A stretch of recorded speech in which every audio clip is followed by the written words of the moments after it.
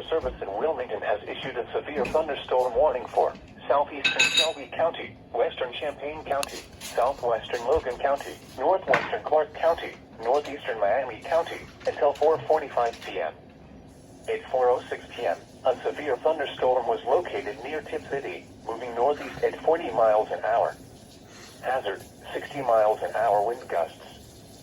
Source, radar indicated.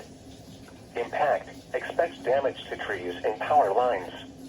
Locations impacted include Troy, Sydney, Piqua, Belle Fountain, Tip City, New Carlisle, St. Paris, West Liberty, DeGraff, Quincy, Christiansburg, Fletcher, Port Jefferson, Casstown, Valley High, Thackeray, Maplewood, Kaiser Lake State Park, Millerstown and State Route 41 at State Route 235.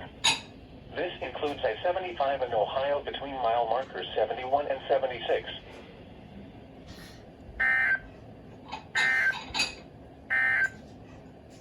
Now for the official National Weather Service forecast.